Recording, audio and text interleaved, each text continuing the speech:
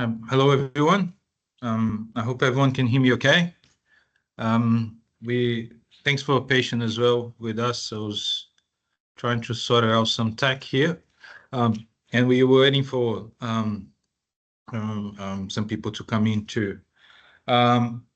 So, yeah, welcome to our webinar. Today we're going to discuss strategic advantage of employed sponsor visas and regional workforce solutions, right? My name is Roosevelt. I'm the principal lawyer here in Sydney. I have over 13 years of experience, mostly in employed sponsor visas. So yeah, I hope you enjoy.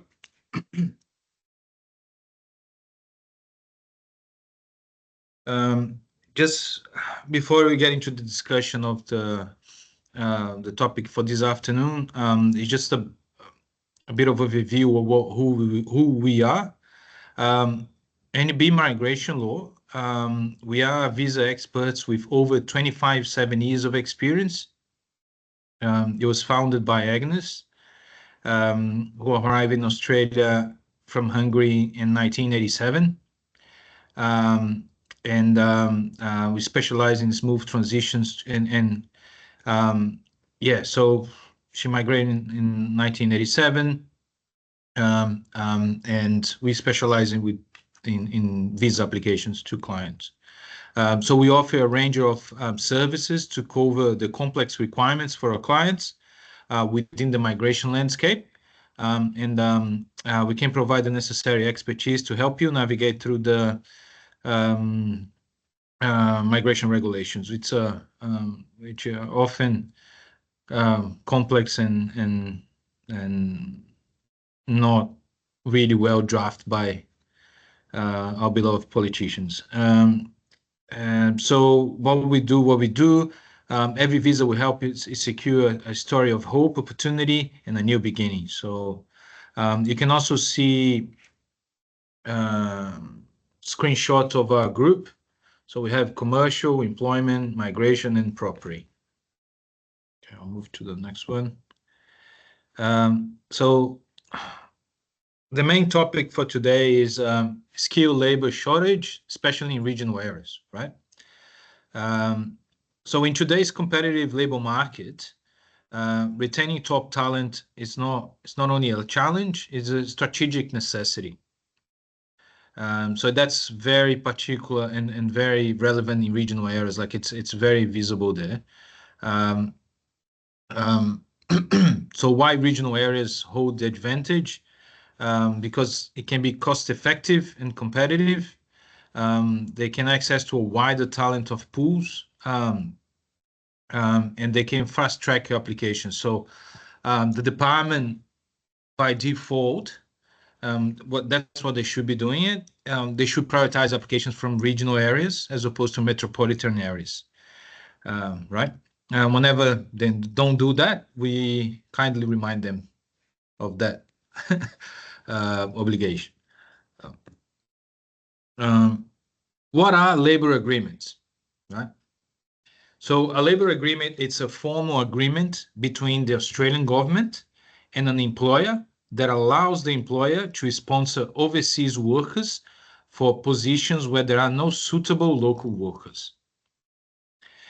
Designed to address skill shortage in specific industries and regions, particularly in regional areas of Australia, right?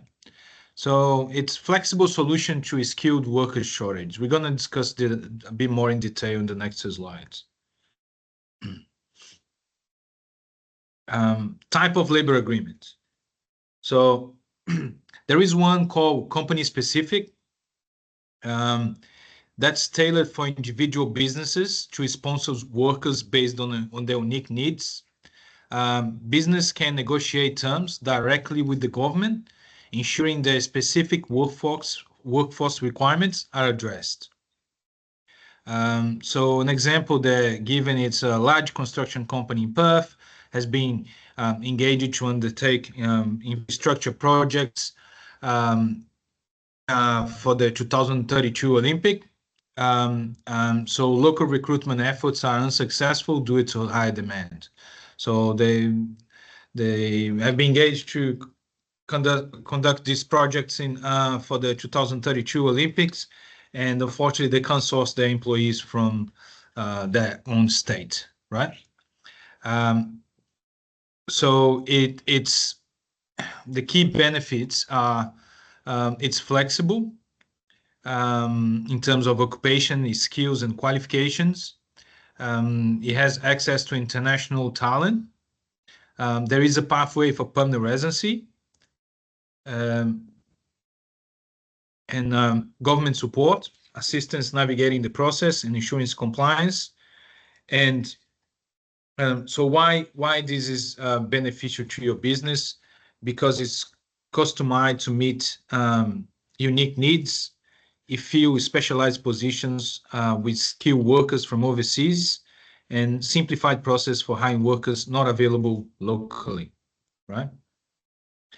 Um, so in essence, it is an agreement that the company gets into it with the government, and the government allows them to sponsor workers under that agreement, right? So that agreement, it's specific for the company for that specific purpose.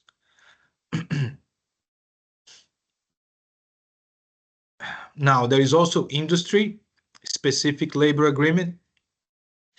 Um, these are agreements where um, the government identified skill shortage, and they provide standardized visa terms across the whole industry, right?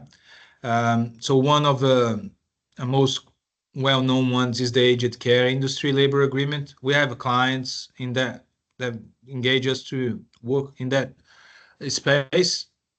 Um, so it's a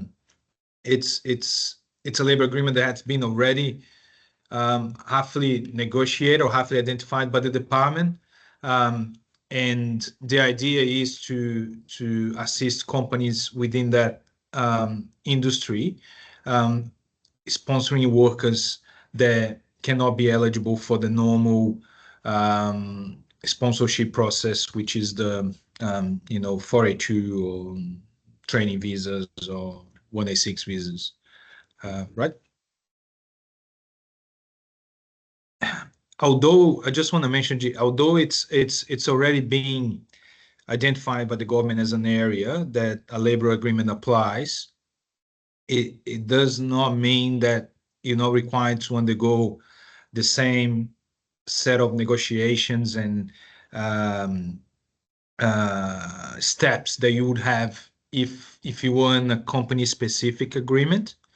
Um, so it is a bit more it is less complex than the company specific one, but it's still you still need to engage with different stakeholders and make sure that your labor agreement complies with the legislation, right?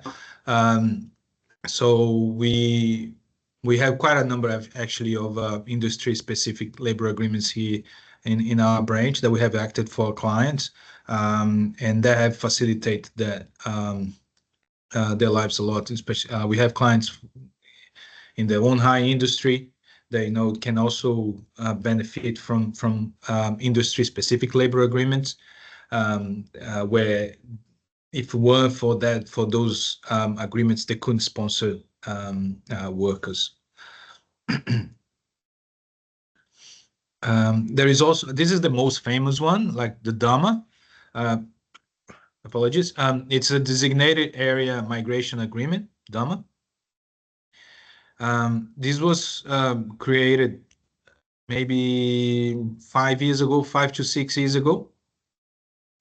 Um, um, and it was sort of the government identifying the needs, the skill shortage in regional areas. So it has an expanded occupation list, so it's wider than the normal, the current 482 visa, the current 482 occupation list. Also, you have flexibility around skills, qualification, and age, but although it is available to the regional areas and your occupation might be there, there are some flexibility around age and skills. You still need to be endorsed by the local Chamber of Commerce. Each area has a different name.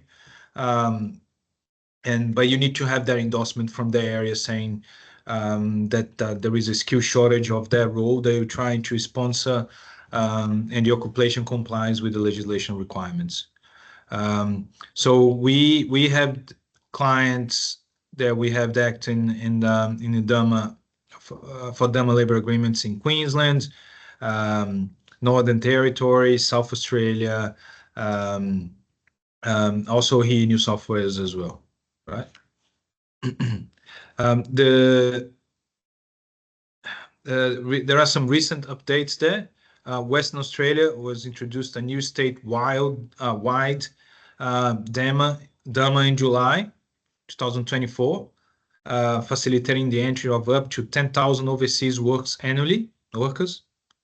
The Northern Territory signed a new DAMA in March 2025, expanding the range to 325 occupations and increasing approved nominations to up to 1,500 per year. South Australia also has extended their state DAMA, right? So that's a very interesting program because workers that would not qualify in the metropolitan areas or under the standard sponsorship process can go to regional areas and receive a work visa and had pathways for permanent residency later on. Also, some of these DAMAs are well known for having different aging requirements. So they might have aging requirements go up to 50, 55 even, whereas in Sydney, Melbourne, and Brisbane, there is an age limit for permanent residency which goes up to 45, right? So yeah, it's a very interesting program. I wish you would have been more promoted and perhaps government would have invest more money on it. It makes it a bit more accessible. Yeah, I think we're getting there. So I think someone just got in. All right, thank you. Oh, sorry, just gonna.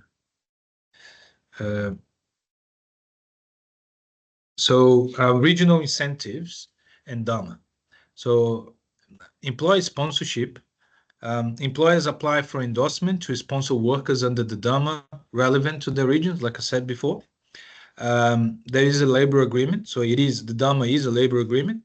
Once approved, employers can nominate suitable overseas candidates for specific roles in that DAMA region. So they have their own list, right? Visa application. So the nominated worker then applies for the appropriate visa that has been negotiated under that labor agreement. So most commonly it is the 482, but with different requirements and conditions compared to a 482 visa in Sydney, for instance. How this helps your business. So key benefits for employers. It can secure long-term employees. Overseas hires are often seeking long-term opportunities, reducing turnover, ensuring workforce stability. Access dedicated and skilled labor. These candidates bring essential skills, qualifications, and a strong work ethic tailored to your business needs. Enhancing regional workforce stability. So priority processing, like I said in the beginning. Cost-effective hiring. As long as the salary is above Chismit and the possibility, the market rate, business can manage payroll without excessive overheads, so yeah, it, what it means is that some of these Durban agreements might have concessions in terms of salary. So there has been identified a skill shortage in their regional area, the government allows the sponsor to offer lower salary that the same role would offer would be required in Sydney, for instance, because they understand in the regional area, you know, low costs, low living costs, and business might not have the bigger turnover as in the metropolitan areas. So it makes sense. So it gives you more flexibility around salary, for instance. Okay. So dummy specific considerations. So we have concessions, like I said, skill level 3 to skill level 7 occupations may benefit from concessions of up to 90% of the TSMIT, provided it is aligned with the market salary rate. What that means is that, like in Sydney, most occupations available for a 482 visa are what we call skill, are between skill 1 to 3, and some of skill level 3 occupations up to 5 are not possible to be sponsored under the sponsor regular sponsorship process. So in these regional areas, these occupations that are not available in the metropolitan areas for sponsorship, you might be able to sponsor over there. And the salary will not reflect the current salary for the metropolitan area. So you can negotiate the salary. So specifically referring to Cairns there. So Cairns Chamber of Commerce, responsible for DAMA endorsements, experiencing high demand in June. Early submissions advised to avoid delays. So it's always advisable to start a process as soon as possible. We have great relationship with this Chamber of Commerce in terms of like the way we work and the way we contact. But because but the earliest it is true, the earliest you apply, you start the process, the better. The earliest you can get the result. Updated guidelines, an updated and FNQ DAMA information guide is expected by the end of this week, outlining the latest conditions and requirements. So it specifically talking about Cairns there. And that is one of the challenges as well sometimes with DAMA and the chambers of commerce, is because some of the rules there only applicable to their area. It can be set up by the chamber of commerce. So it's not legislation, so it's something that they can make a decision around it overnight and change everything. So it's really important that you are up to date to what the current requirements for their visa is, by looking at the information.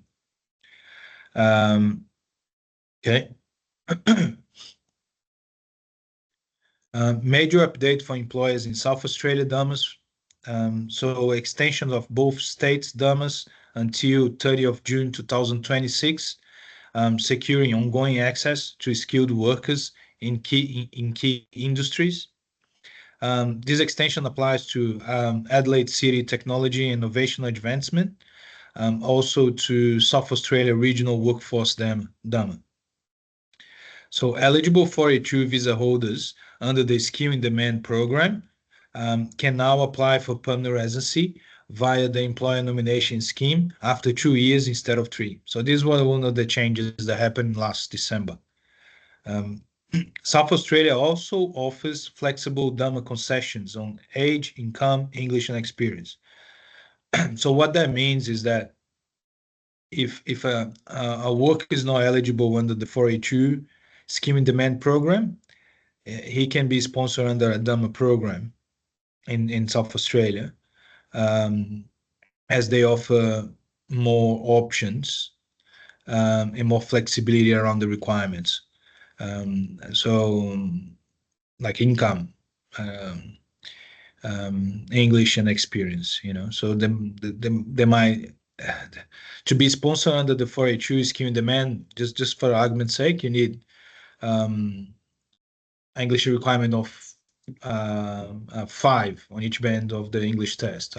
Under some of the DAMAS programs in South Australia might have concession for certain occupations to provide a lower score, because there is an identified need for the occupation in the area, So they're trying to make it easier to qualify.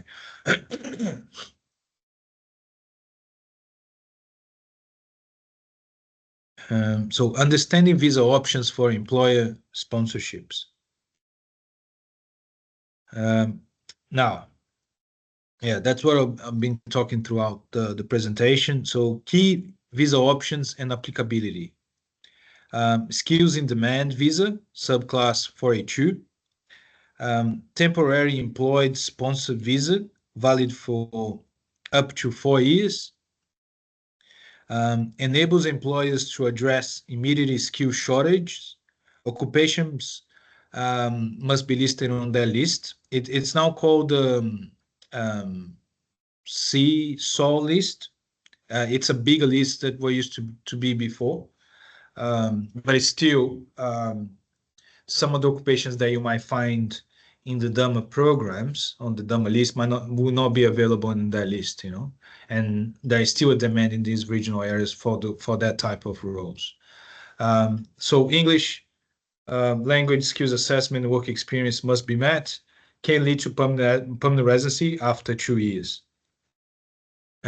Employee nomination scheme, it's a permanent residence, it's a permanent visa, requires nomination by an approved employer. It allows Australian employers to sponsor highly skilled workers, and have 3 different streams, one of them being a labor agreement, right?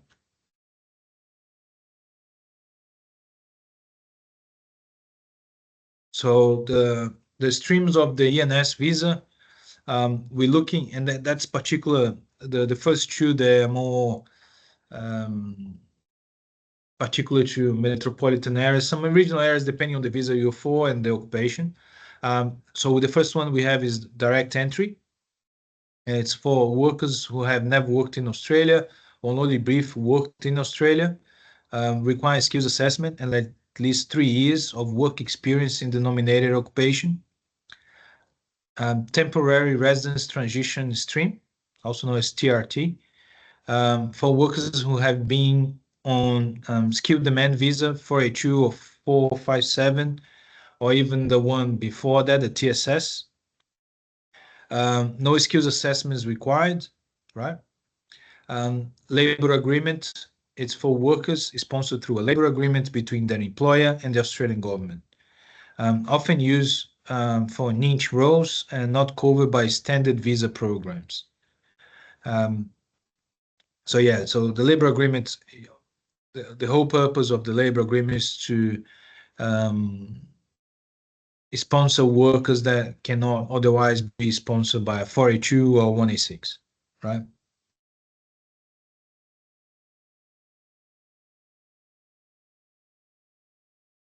Is key visa options and applicability again.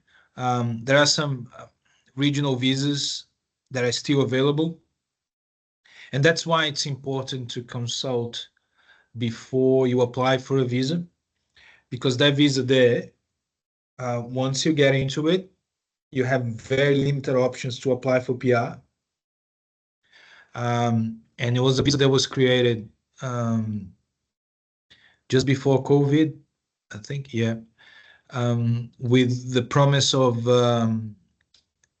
be a solution to regional areas and skill shortage in solution in regional areas, but the way that they have come up with the requirements made very hard to meet sometimes. This visa is actually, it's a visa that I only in certain circumstances I advise my clients to apply for, but most recently with the changes in the legislation, occupations I rarely see the need of going for a 494 these days. So it's a visa that is valid for up to 5 years. It provides a permanent residency, not with the employer, but with the regional area that you're applying for. So you must work and live in a designated regional area, requires skills assessment, competent English, employee sponsorships, employee sponsorship, and usually for applicants under 45 years of age, right? Um, so after 3 years, then you can move to the 191, which is the one on the side. And again, um, that is not an application supported by employer, but by the regional area that you have lived and worked in the last 3 years. You still need to meet salary requirements, and you have access to Medicare, and you have sorry, once you receive that, you become a permanent resident, and you're going to have access to Medicare and eligibility for citizenship.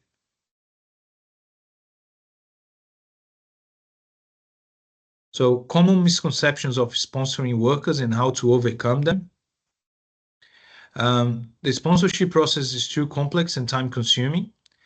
It may be if you if you are very new to it. So we'll guide you through the clear steps involved, ensuring a smooth and efficient process with minimum hassle. Like I said to you, we have a great experience working with labor agreements and 482s and etc. So our document checklist are tailored to what is going to be asked by the department or the Chamber of Commerce in the regional areas. So we understand how it works. Sponsorship is only for highly skilled workers. That's a very big one. Because just to give an idea, the occupation list has over 400 occupations at the moment. So it's in addition to that, that's just the normal 482 visa. In addition to that, labor agreement offer concessions that allow you to sponsor workers for roles that may have a stricter criteria in the standard visa programs. So we can help you navigate through these requirements, but that's the aim of the labor agreement, is that someone does not qualify for the standard visa programs, employed standard visa programs, so they decide to go with a labor agreement instead. Sponsoring employees involves excessive fees. We'll break down sponsorship costs and show how they are an investment in your business growth. We also explore ways to make the process more efficient and reducing costs and administrative burdens. Yeah, that misconception that only large corporations can sponsor, it's not correct. We both work with large corporations and small businesses, small to medium businesses, and the requirements. Large corporations might have an advantage over medium and small business, but that doesn't mean that those small to medium business cannot sponsor. Even the startups are allowed to sponsor. So it's just understanding how you need to submit the information and meet the requirements for the sponsorship process. Okay. Now we're getting to the end of our webinar. So we're going to have a Q&A session now. Does anyone have any questions?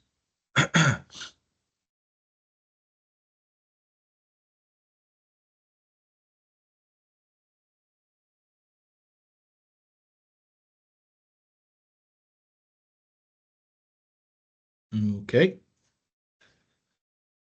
We'll pass to the next slide. I think I need to use the chat for your questions, if I'm not mistaken.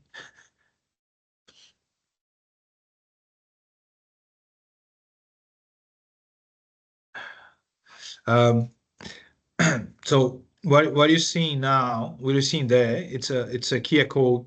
Oh, there you go. We that's a good question, Ola. We're not a recruitment agency,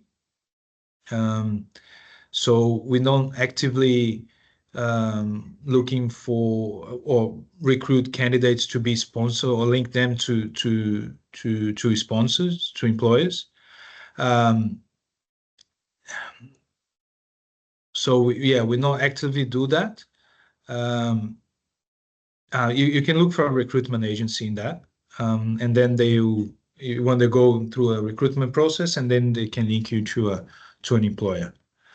But by all means, if you want to have, and that was what I'm going to say next, that's a QR code for a free consultation. If you want to have, uh, a free consultation in terms of assessing your eligibility for a visa, because if you are uh, um, looking to find an employer to sponsor you, you need to make sure that you are eligible first. Otherwise, if you are an employer, we're happy to talk to you in a free consultation again, and assess your eligibility as an employer and what visas you may be able to sponsor. So happy to do that. So that's what the QR code is there. And then once you scan it, go to our website, and then one of our consultants can contact you. Yep.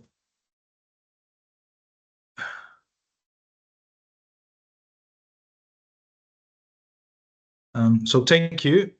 Like again, just a reminder, contact us for your free consultation.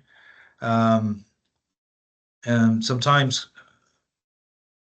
people come to us and they have these misconceptions around the process, that they may find either too expensive or they don't qualify. So we can guide you through that and explain to you, provide you an estimate and so on. And if you're eligible, if you want to engage our service, we can work together. Okay. So thank you everyone for your time, and I hope to see you next time in one of our webinars. Thank you.